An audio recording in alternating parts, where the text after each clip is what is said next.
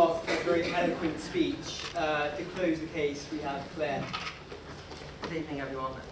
All happiness literature in this whole debate starts with the presumption or the insight that although the majority of people in Western societies have become materially richer, they haven't become happier, and in fact people go on to suggest they're even becoming more stressed out and mentally ill the more materially satisfied they are.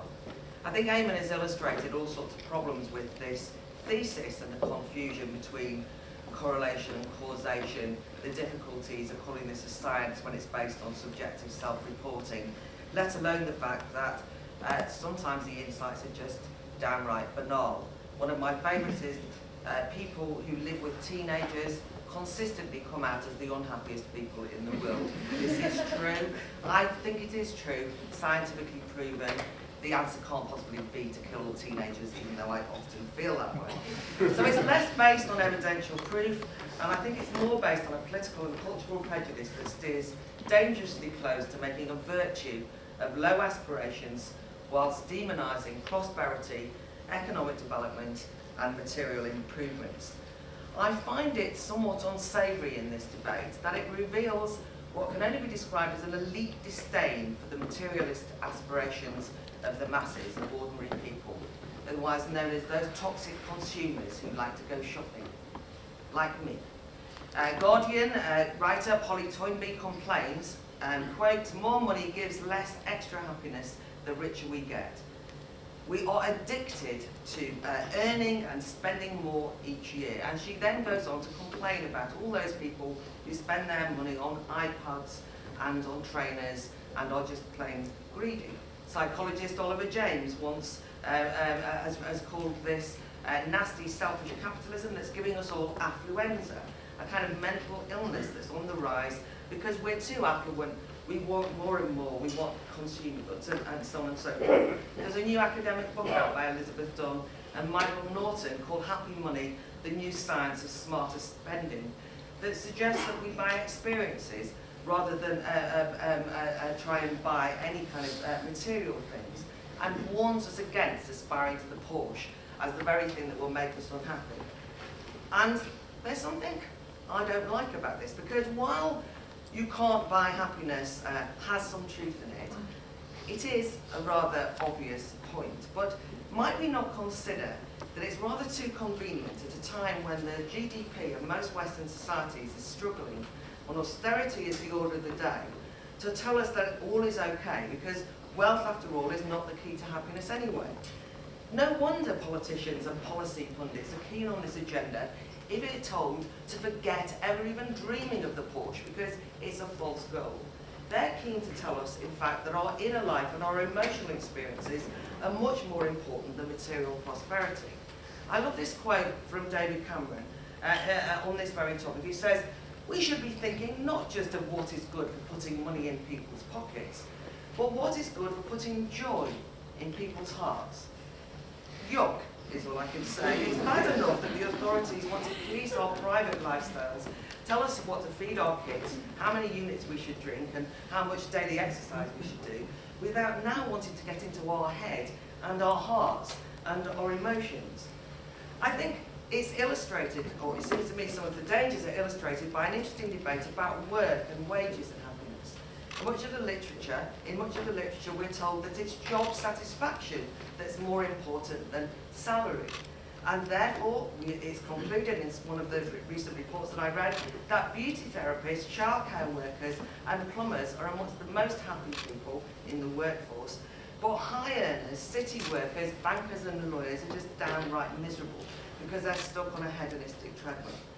It goes that you then go on, if you go on some of the websites, to have quotes from single mums on minimum wages saying that they are contented because they've found peace in the life that they've got. And I'm saying this is a recipe for making do with what we've got. It's an apology for poverty, and it tells you to be satisfied with the way things are. It's also important to note that this is not about the free pursuit of happiness. That's not what's being advocated. Rather, writers and policy promoters on happiness think they have a particular insight into what really makes us happy. This is not necessarily things that I think might make me happy or that you might think make you happy. No, this is what they think will make us happy, and what we think will make us happy is usually wrong. There's a sort of idea in which we're told we have a false consciousness by happiness experts who discuss how we need to learn the secrets of a happy life. There's things like you'll get 10 components of a happy life, and it's quite funny because when the government did that survey on what makes you happy, one person wrote in better quality pie and chips. Another said that we should end the smoking ban. A pint just isn't the same when I need to go outside in all weathers and have a fag. Anyway, so I use this in a debate with someone on happiness, and they said, yes, but they are just shallow conceptions of happiness. People think that smoking or drinking or eating chips, or, but they don't really understand what real happiness is. And instead, this person advocated, and all the literature does, that to be happy, one should jog 30 minutes a day, eat more fruit and veg, and obviously give up smoking.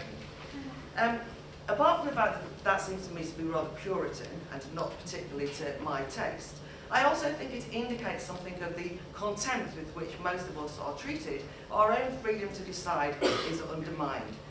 Lord Layard, the happiness guru as well, says we have to use psychology as well as economics, because to become happier, we have to change our inner attitudes rather than our outward circumstances. And you begin to see that what's on offer here is an expert state-sanctioned version of happiness that's all about colonising our emotional life. I think it's prescriptive and dangerously authoritarian. Finally, I want to ask, is happiness a worthy aim at all? And not just because I think the idea of Denmark being the happiest state is actually my vision of hell on earth. But anyway, never mind that. I mean, let's be honest. You can be happy and ignorant at the same time. In fact, you can be happy because you're ignorant. I'm not sure that bovine contentment is such a worthy goal. And to quote J.S. Mill, it is better to be a Socrates dissatisfied than a pig satisfied. Some of the most driven people historically are not happy-clappy. The violinist who's constantly practicing, who's never good enough, who gets never happy with their performance, are they somebody that we want to cure of unhappiness, or are they somebody that we understand is so demanding of themselves that it leads to greatness? Not being content with our lot, not being satisfied with who we are now, it seems to me is a good thing. No, good, right, okay. Actually, ironically, often the people like me, that oppose the happiness agenda, are told that we're just selfish consumerists.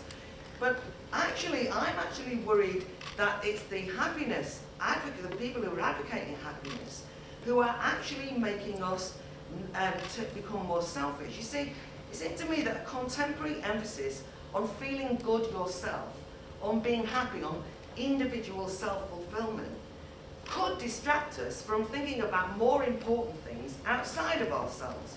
Not just other people, but of bigger, more interesting things than you, your inner life.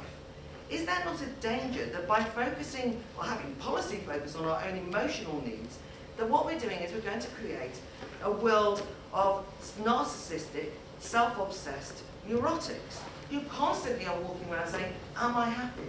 Is this a good thing? What are my emotional states like?